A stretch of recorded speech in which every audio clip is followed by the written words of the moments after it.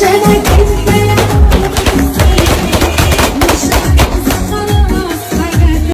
со пиштоли во воздух, млади лица качени на автомобил со гостиварски таблици и тројца со огнено оружје во рака.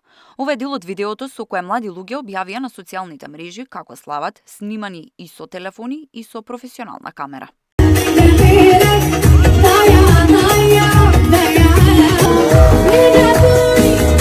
Објавената снимка предизвика бурни реакции во јавноста за тоа како во денешно време се уште се слави со пиштоли и пукање во воздух, иако има строга забрана за користење оружје по свадби и прослави. Ова не е во Курдистан, туку во Гостивар. Разбирам се, но не ми е јасно која е поентата. Млади лица со пиштоли и со калашникови да пукаат, па уште и да се објавуваат на социјалните мрежи.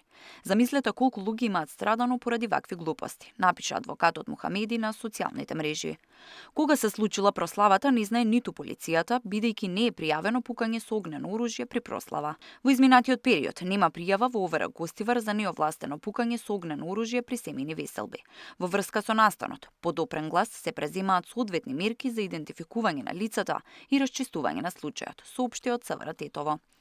Пукањето по свадби и прослави во Македонија трае со години, иако законот предвидува и затворски казни.